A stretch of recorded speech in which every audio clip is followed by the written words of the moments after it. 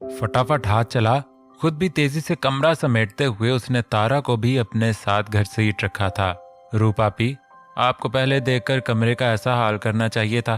तारा ने मुंह बनाया। ज्यादा बातें ना बना, तारा की बच्ची, तुझे मेरे जैसा बनना है कि नहीं? रूप ने उसकी दुखती नस पर हाथ रखा। हाँ अपी, बनना है। वो एक्साइटेड हुई। हाँ तो फिर बस जैसा जैसा मैं करूं इसको कॉपी करती जाया करो। किसी से डरने की जरूरत नहीं है।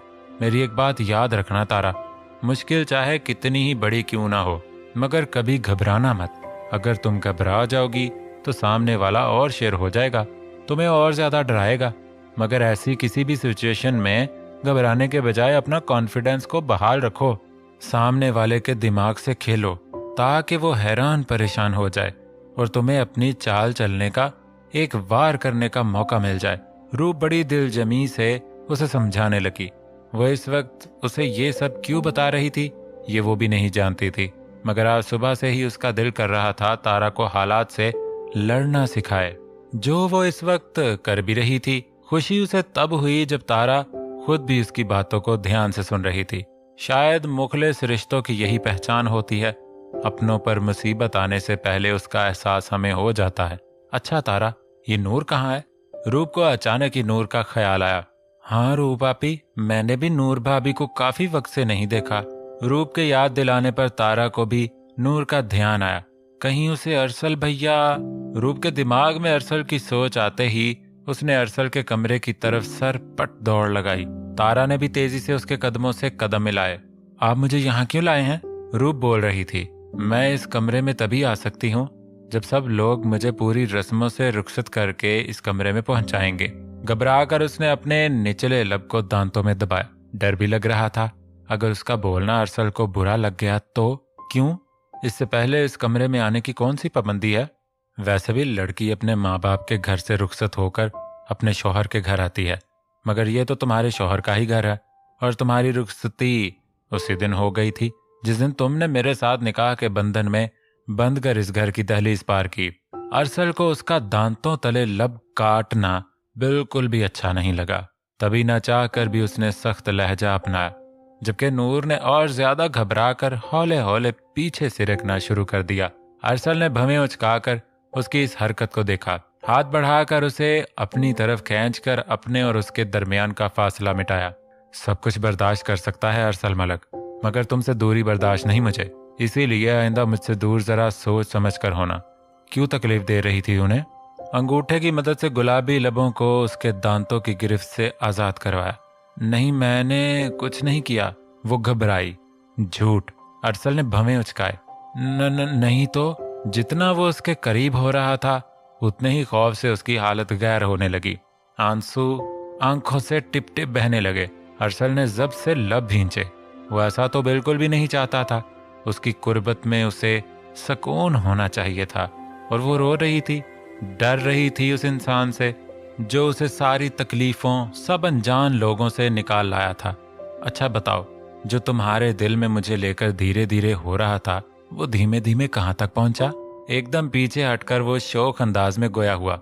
नूर ने पट से आंखें खोलकर हैरत से उसकी तरफ देखा, जो थोड़ी देर पहले आंखों में लाखों जज्बात लिए उसके इस कदर करीब था, और अभी उसका लहजा बिल्कुल दोस्ताना था।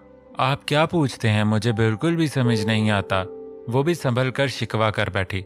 ओह अच्छा जी, माना कि तुम मासूम हो, भोली बाली हो, मगर बच्ची नहीं हो, जो तुम्हें इतना भी मालूम ना हो कि मैं किस बारे में बात कर रहा हूँ। हमारे दरमियान मियाँ बीवी का रिश्ता है। उम्मीद है तुम इस रिश्ते के हकूक और फराइज से अच्छी तरह वाकिफ होगी। अरसल पर इसरार अंदाज उसे शर्म से पानी पानी कर गया। तो फिर बताओ, मेरी मोहब्बत का नशा कितना चढ़ा है? वो एक बार फिर उसके करीब हुआ। ठक ठक ठक की आवाज पर उसने सब्र के घोंट भरे। आ गया जालिम समाज, पता नहीं मेरी दाल कब गलेगी। उसने मुंह बसोरा, मगर इस सब में पहली बार नूर के चेहरे पर मुस्कुराहट बिखरी। हाँ, तुम ऐसे मौकों पर हंसा करो। वो तप गया। बहुत लुत्फ आता है मेरी ऐसी हालत देखकर। तुम एक बार इस कमरे में परमानेंटली आ जाओ, फिर बताऊंगा।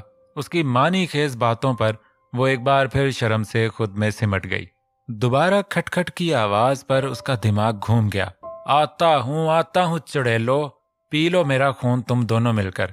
खट से दरवाजा खोलकर उसने कहर बरसाती नजरों से तारा और रूप को घूरा। ये बहुत गलत बात है भैया, मौका देखा नहीं और चौका मारने चले आते हैं।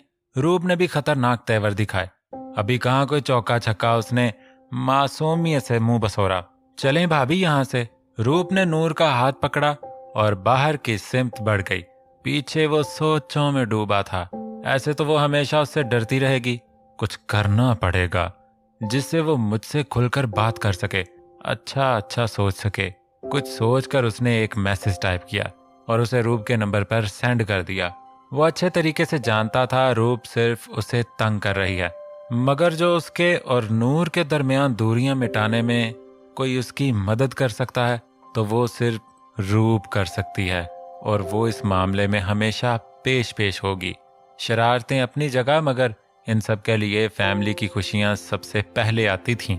असवद, आप अभी तक यहीं बैठे हैं?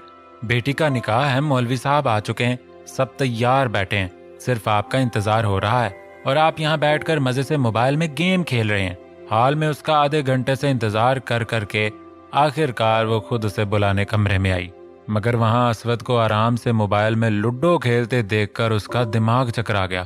तो क्या करूं यार, इंतजार करने दो उसे। वो मुस्तफ़ा शाह रूप मलक से निकाह करने जा रहा है, कुछ तो इंतजार करना पड़ेगा। अब ऐसे ही थोड़ी ना मेरी बेटी के नाम के आगे से मलक हटाकर शाह लगवा सकता है। उसने मुंह बनाया, जबकि किर्रत उसका ये अंदाज देखकर भौंचका कर रह गई। असवद, मैं मुस्तफ़ा शाह की सास बनने वाली हूँ, मगर मुझे आपका रवैया किसी खरांट सास से कम नहीं लग रहा। जरा सोचें, सिर्फ मुस्तफ़ा नहीं बल्कि रूप भी कब से आपका इंतजार कर रही है। आप जानते हैं कितनी मुश्किल से हमने रूप को तैयार किया है। उसे सजना संवरना बिल्कुल पसंद नहीं है, पल में झुंझला जाती है वो बनाव संगार से, मगर फिर भी अभी तक वहां चुपचाप बैठे आपका इंतजार कर रही है। इससे पहले उसका दिमाग घूम जाए और वो सारा सिंगार उतार कर जीन्स और कुर्ती में आ जाए, आप जाकर निकाह की रस्म पूरी करवाएं, ताकि फिर शाम को उपटन की तैयारी की जाए। 3 जोड़ियों को उपटन लगाना है, कोई थोड़ा काम नहीं है। उसे समझाते समझाते वो खुद झुंझला उठी। असवद ने लब भींचकर एक नजर उसके तपे तपे रूप की तरफ देखा। चेहरे पर थकावट के असरात वाज़े तौर पर नुमाया थे। ओके, मैं चलता हूँ, मगर पहले तुम रिलैक्स हो जाओ। उसने मोबाइल पॉकेट में डालकर किरत की तरफ कदम बढ़ाए। नहीं, मुझे रिलैक्स नहीं होना, पहले आप निकाह की रस्म करवाएं, फिर मैं अपने आप रिलैक्स हो जाऊंगी।